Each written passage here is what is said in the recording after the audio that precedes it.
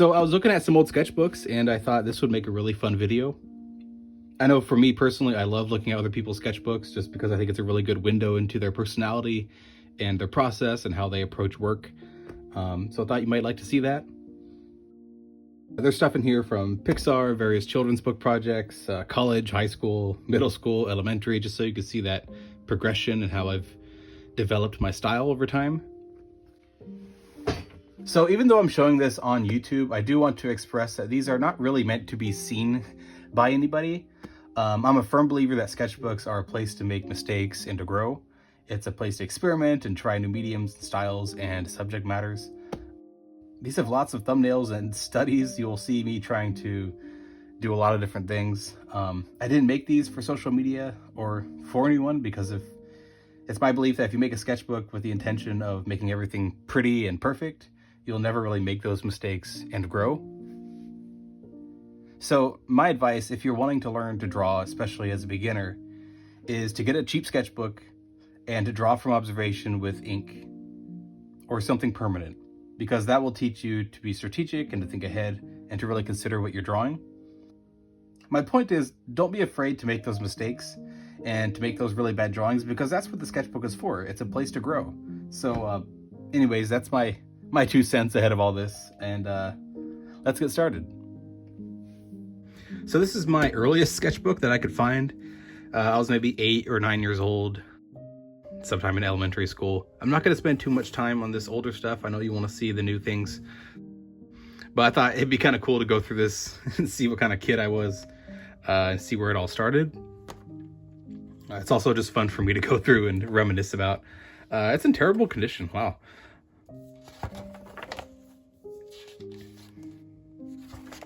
I did a lot of comics. I loved little comic books.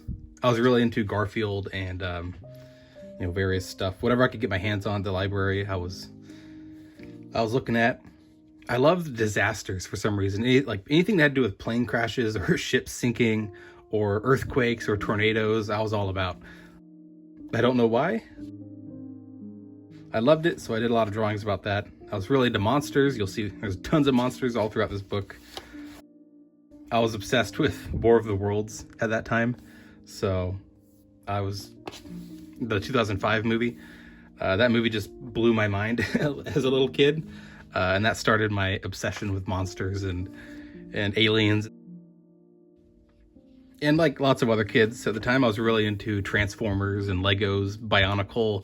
Yeah, and of course I was really into disasters, so I did little stories about the Bermuda Triangle and all that.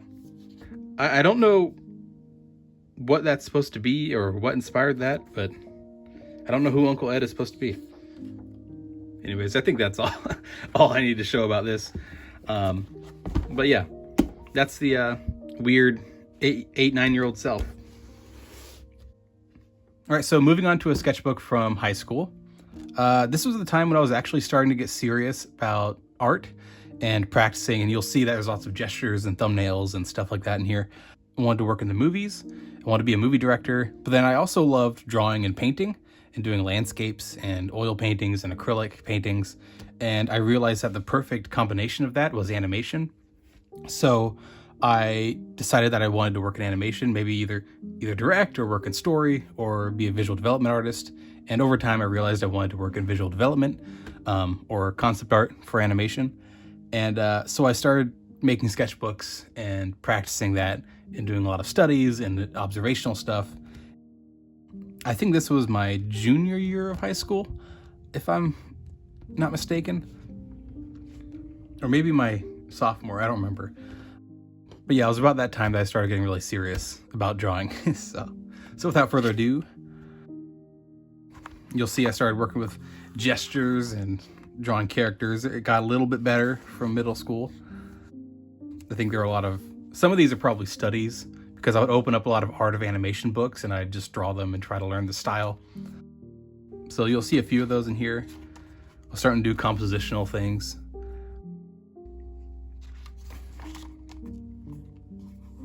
Or compositions. I drew a lot of mushrooms.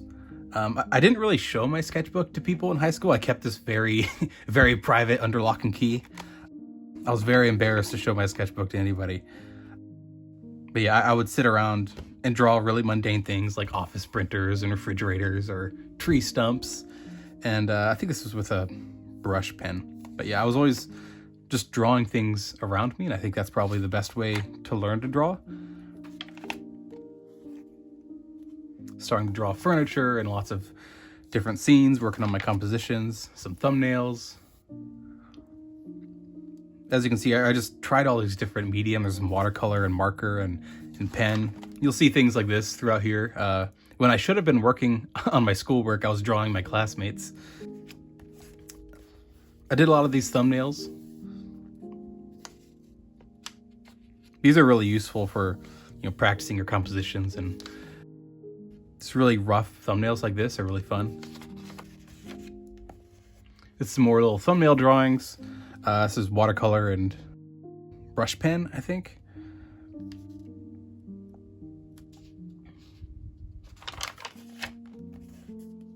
I actually really like these still.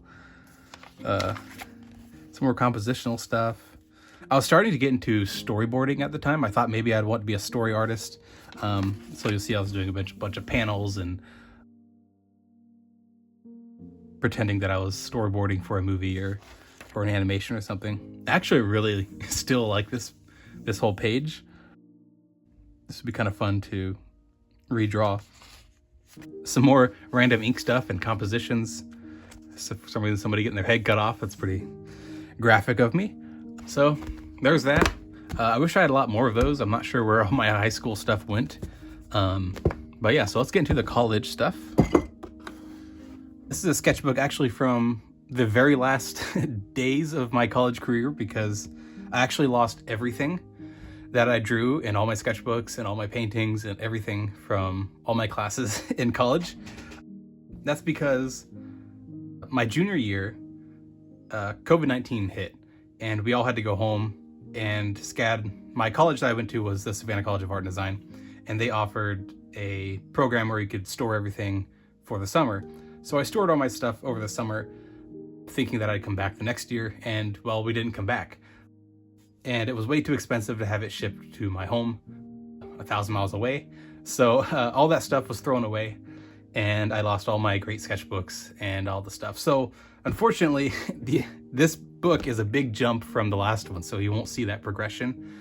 But there was a lot of progress. There was hundreds of hours of gesture drawings and figure drawings and observational stuff and practice and stuff that I wish I could show you, but sadly it was all lost. So let's get into it. So you will notice a big difference, a big jump. Make sure this is all lined up here. But yeah, so this is the only book that I took home with me when I flew away back home to quarantine with my family. So it's just this one sketchbook. This is all I have. So yeah, I was doing a lot of more realistic drawings with color pencil. Did a lot of figure drawings. I did hundreds of hours of figure drawing. I went every weekend whenever they had sessions. I took a lot of figure drawing classes because I was really interested in the anatomy and really wanted to draw people right. Yeah, more studies, more figure drawings. Of course, I was still into sci-fi and creatures and all that. I can't remember what classes I was taking at this time.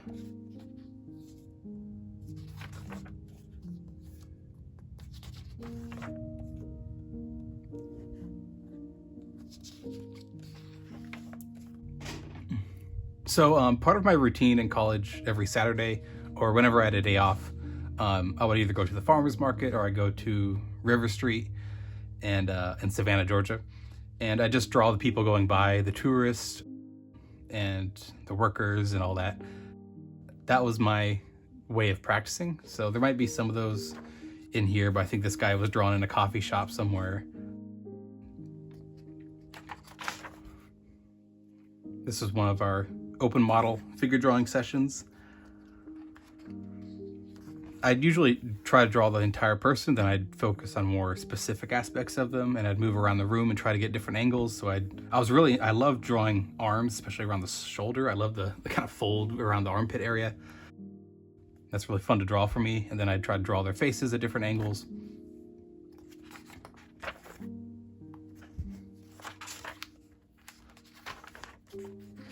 Our portrait study.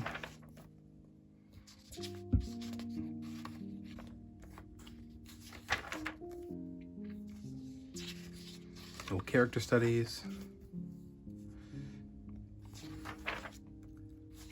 Some friends from college. We were all in a park and I just decided to draw them. Some hand studies. More sci-fi characters. I really loved retro futurism. So I was always incorporating that into my drawings.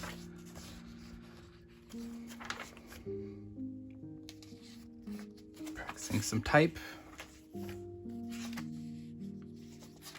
And then I took an anatomy class, or like a fantasy anatomy class where you had to design creatures and stuff based on anatomy. So this is a lot of this is just assignments from that. Just practicing anatomy. Some thumbnails.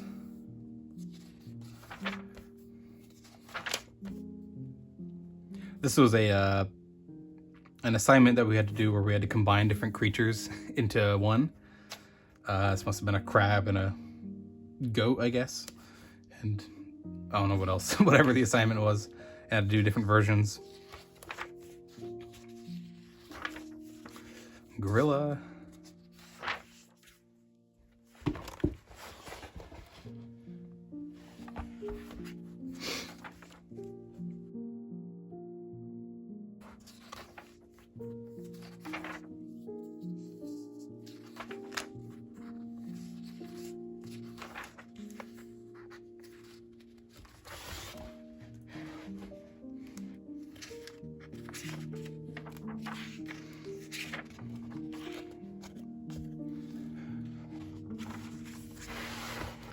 Had to do some skull studies.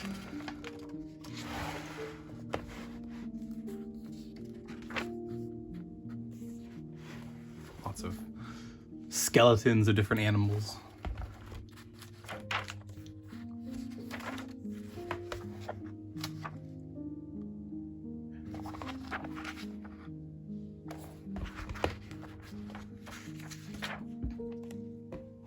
I also love drawing airships. So I was always drawing all sorts of airplanes and airships. Then, of course, kind of deviating from the more realistic stuff and starting to be a little more stylized with my characters.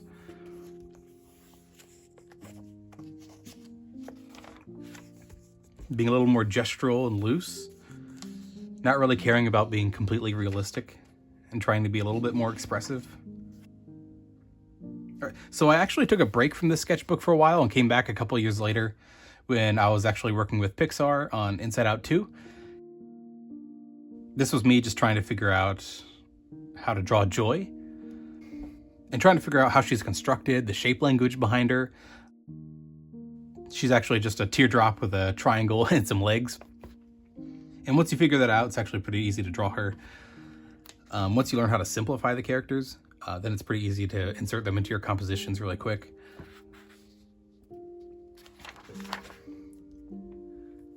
So yeah, drawing her really simplified. So this is some stuff from Inside Out 2. I was assigned a scene where they were fishing for ideas, which is basically just a fishing trawler in a lake, and the lake was full of these idea creatures. There were light bulbs with kind of mixed with the body of a fish. I wish the scene was deleted, so I wish it was still there, because when I was on the project, it was in the very early drafts, so there was maybe 20, maybe a couple dozen of us on it. Just some visual development artists, storyboard artists, and the director and production designer.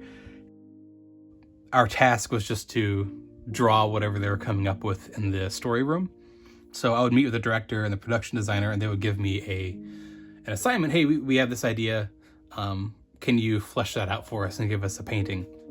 So these drawings would be me just preparing that painting and trying to come up with ideas and the shape language and how to approach it. So they're usually pretty rough. Like, I never showed this stuff to the director or anything. This is all just for me. And there was a whole cast of characters that were on the ship. It was supposed to be a big part of the plot. But yeah, unfortunately it was cut. You can actually find some of that scene in the Art of Inside Out 2, the book. So if you ever get your hands on that book, you'll you'll be able to see more of that. The more thumbnails, just me trying to figure out that scene. You see Joy and one of the characters looking at the little light bulb idea creatures. Some little drawings of the trawler. Some more of those. Then I did some studies of just trying to figure out how to draw the light bulbs. And this is another book from when I was working with Pixar. So this is for a scene called Puberty Park. And it was essentially just a theme park in Riley's mind that was all about, puberty and all the horrors that come with it. So there was a roller coaster called the Emotional Roller Coaster. There was like a haunted house about embarrassing parents and stuff like that. So my task was to do a drawing and do a painting of Puberty Park. So that was really fun to design it because I love roller coasters. I love theme parks. So I had a fun time with this. So this was just me. These are really ugly drawings. They all start out with these really ugly just sketches and thumbnails, just trying to get a composition in your head that you can work with from there. Yeah, some more sketches of Puberty Park. Yeah, they're super rough. They always start out really rough. I don't like to do my sketches digitally, even though the final product was drawn digitally in Procreate. I like to start out with a sketchbook, with getting my hands on paper. It works better for me. So this was supposed to represent Anxiety's secret attic lair that they were supposed to discover, because early in the draft, Anxiety was like, her whole identity was supposed to be secret. Like, you didn't know she was Anxiety, and they were trying to figure out who she was. And she actually had a secret lair on top of headquarters. And this is supposed to be a scene where Joy discovers this lair, and it's supposed to be all cluttered and crazy, and like something Anxiety would live in. It's just full of stuff and clutter and all these different posters and post-it notes everywhere. So yeah, it was a lot of fun to draw because it kind of resembles my studio. And more of those thumbnails. I think we ultimately went with this one because it shows as much as possible. It shows the side, the ceiling, and the desk and everything. So that actually wound up as the end papers in the art of book. So I'm honored for that. A little drawing of headquarters, just trying to visualize where the attic space was.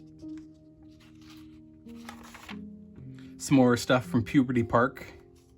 This was the composition they ultimately went with. Of course, these are sketches that I sent them. I scanned these and then I put them into Procreate and then I drew on top of them. So there's a whole new, cleaned up sketch version of this.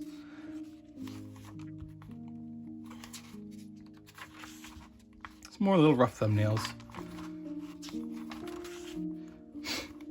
All right, so this is from another scene that actually kind of slightly made it into the final movie, but it was reconstructed story-wise. But in the original script, it wasn't Anxiety who was the main antagonist. It was a character called Shame. And I guess Shame got cut out because they thought it was too dark. But this was supposed to be Shame's lair. It was this underground world that was just full of vines and lost memories. And it was very dark and wet and grimy, and I really enjoyed drawing for that. Little doodles of sadness.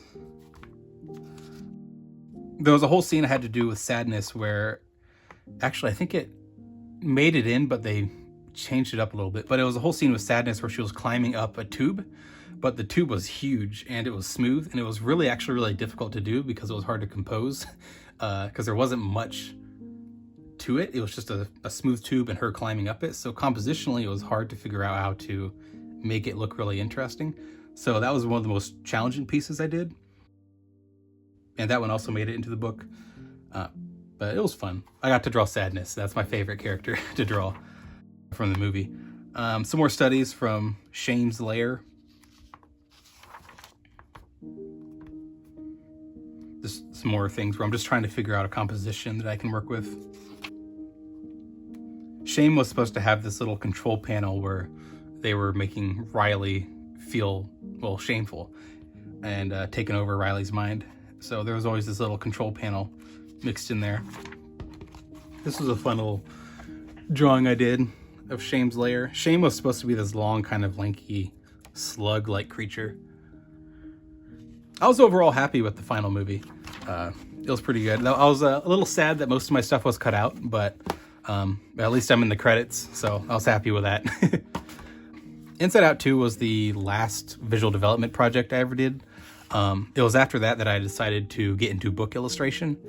The people at Pixar were wonderful. Like, I loved working with them, but the job of working in visual development just didn't really excite me as much as books did, mainly because I didn't have as much creative freedom. I was working under someone else's ideas, and the time frame was really rushed. You had stuff due every week or every other day, and it didn't sit well with me. And I also didn't like the idea that people didn't really see my work unless I was lucky enough to have it in the art of book. But I wanted to do something that was in and of itself the final product, where my work was being seen by people. And so that's why I went into books, and I had a lot more creative freedom working in books. But I am incredibly grateful that I got to work in all these projects in visual development and animation. But I'm also quite happy that I moved on to books. So yeah. So moving on to the book stuff. So I got out of animation and I went into children's books, and I did that by getting an agent. My agent is Chad Beckerman at the Cat Agency, and he's been my agent ever since. He's been great. I've been getting lots of books. It's been fun, and I enjoy it a lot more than my previous work. But when I got out of animation, I was in this weird identity crisis as an artist, because I had spent my whole college career and visual development career drawing for other people and drawing for other people's style, and I had never actually developed something of my own way of working. So when it came time to do children's books, I was like, well, who am I? What am I as an artist? So these two sketchbooks are me trying to figure that out. And in my mind, I felt that the best way to figure that out was to try to connect with my inner child in a way, and to try to draw fearlessly like children do, and to try to connect to that somehow. So these sketchbooks are just me experimenting, and so prepare for the complete whiplash from what I was doing before. So starting with this one, this is me. It's just a bunch of gouache with colored pencil paired on top, and you can see me starting to do all these weird, goofy creatures. I was really just trying to be abstracted and flat and seeing what I could do with that.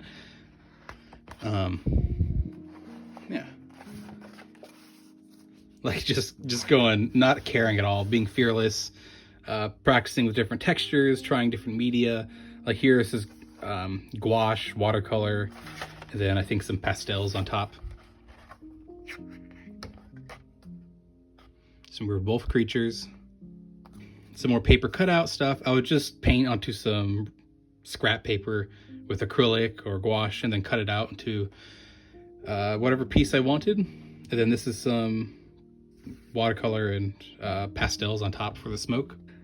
So these are a bunch of studies of grain silos and smelting factories or whatnot. I had a book that was full of that stuff. So I did some studies of that in water-soluble graphite. Some watercolor gouache stuff, some more water-soluble graphite. Being a lot looser with my gestures with my people. I really enjoy doing this. This is more water-soluble graphite. I'd like to approach these compositions again in my current style. This is the chicken coop at my house. Kind of abstracted, practicing with some text here. Another paper cutout of a chair. And this is where I'm going way into the whole trying to draw like a child thing. So I had fun with this. Sometimes it's good just to let that out and draw without fear. And it looks weird, but it was fun. Some more little gouache studies.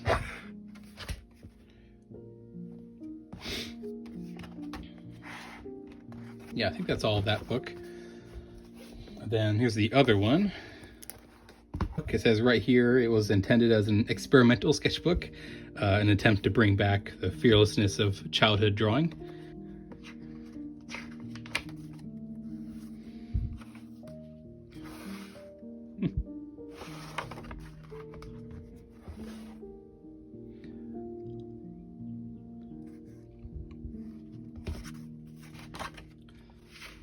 Some more little abstracted landscapes. And at this point I was always trying to incorporate a story of some kind. Even just having a character, maybe they're these little fox creatures are on a journey and they're going through fields, through caves. So anything that indicates a story, I was always trying to incorporate. And these are gouache, by the way. I was getting really simplified, really abstracted. Some studies of paintings, but trying to do them with different approaches and different media.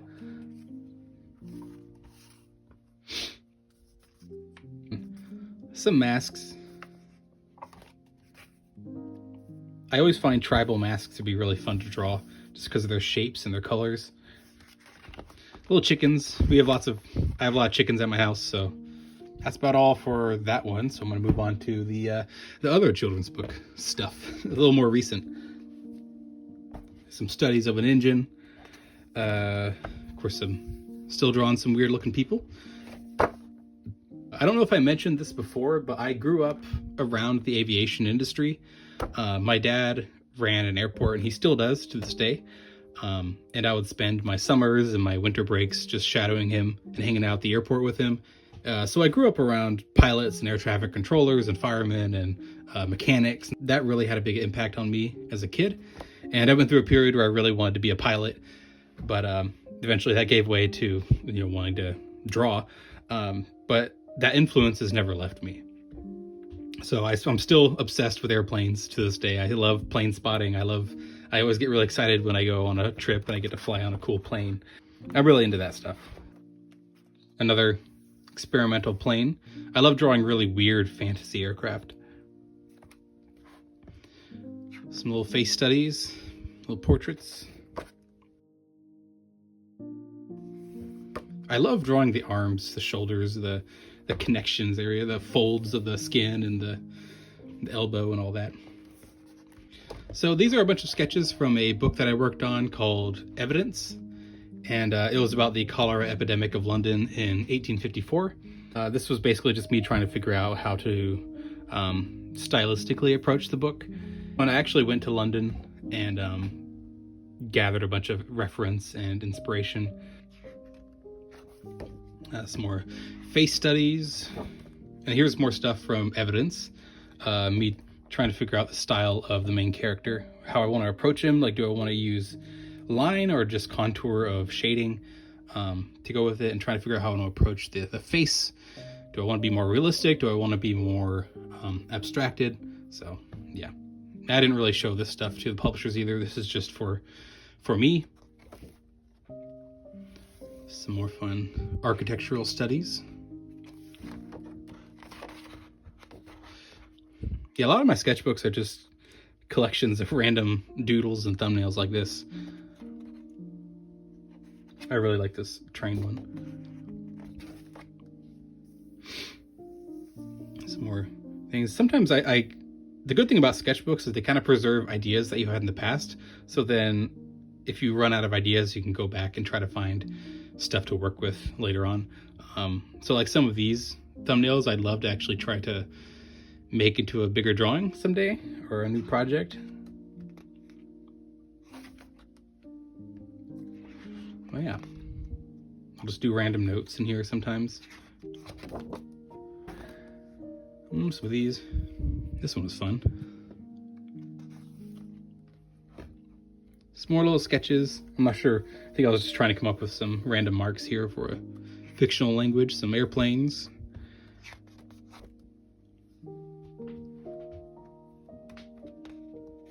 It's always important to, even if you work in a really abstracted way, I think working with figure drawing is always a good way to keep your foundations intact.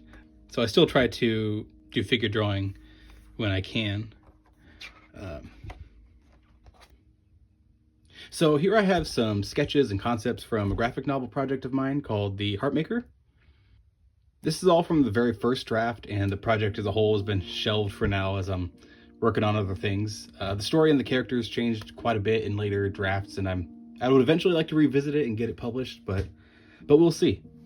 They're from April 2022, so 3 years ago. So I like to do concepts on tracing paper, mainly because I like the texture, and also it's just very low pressure to work with. But this is the place where the main character lives at the beginning of the story. You can see I was trying to detail out the inside of his house and the tower that he lives on, and various props and notes and all that. Sometimes I'll just doodle on some printer paper. So all of these are pretty much just me drawing out every panel by panel. I didn't start with a script. I like to start my projects just with drawings and concepts. This whole book was wordless, so there wasn't any dialogue, so I didn't really feel the need to write a script. When I was going to pitch it to people, I just wanted to have a bunch of rough sketches like these to present. So yeah, these are all graphite. I'm going to still keep the plot to myself pretty much, just because I'm probably going to bring back the project again in the future, but it's going to be in a different form. But yeah.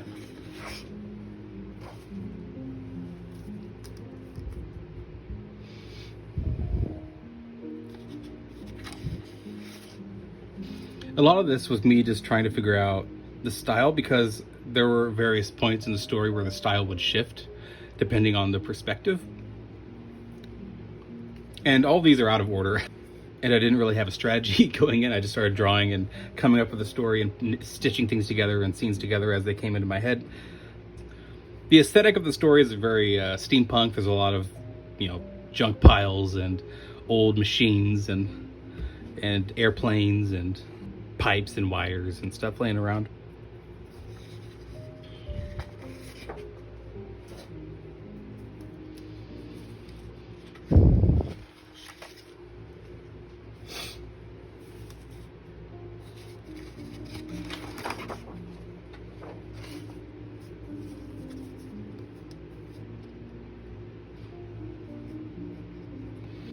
This story had been going around in my head for a few years before this, so I just felt the need to get it out there, This is another concept on a sheet of tracing paper.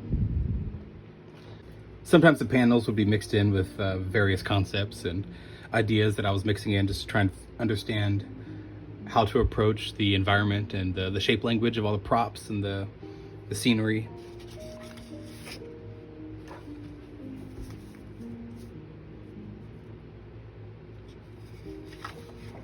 The first act of the story took place in this huge city that was just a pile of junk, basically, that was made from huge things that washed in from the sea, and that's what the main character lives in at the beginning of the story.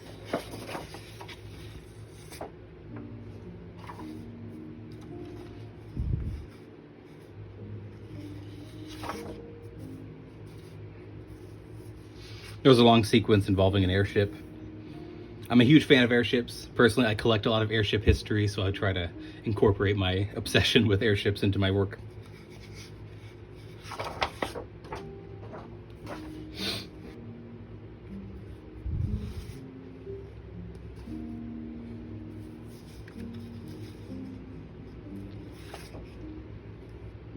A lot of the challenge was trying to design a character that wasn't too complicated, because I had to draw the character multiple times, so I didn't want to be slowed down trying to add a whole bunch of detail. So trying to create a face that wasn't too complicated, but also wasn't too simple, so that the expression would be lost. So I do feel like in these sketches, the character is a little too simple, like the expression is a little gone. So in later versions of this book, I would update the character to look a little bit more expressive and emotive.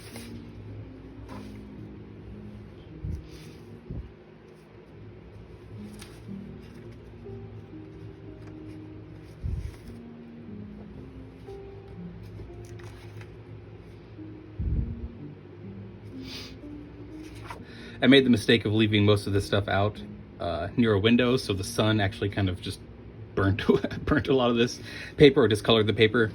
I really enjoyed working on all this. It looks like chaos in this stage, but when I was done with all this, I would scan it and then put it into Procreate and actually put together a whole book dummy. And that is what I would present. And once I put it in Procreate, I would use overlay or multiply layer mode just to add some more value and lighting and a little bit of color. I use some old textures from various old papers that I have just to add an old kind of aged look to it.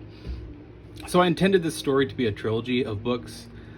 So hopefully one day later on I can approach this again and try to get it published. So we'll see what the future holds. But that's one of my dreams. I have other books that I'm working on now, other personal projects I'd like to approach and see how those go before I come back to this. But yeah, this was a project I'd love to get back to. So that's about it. I hope that was somewhat informative. I'd love to do some more relaxed things like this, maybe some tutorials talking about ink and watercolor and how I approach that. So keep an eye out. If you want, you could check out my Patreon. It's completely free. This is where I put my blogs and updates and some tutorials.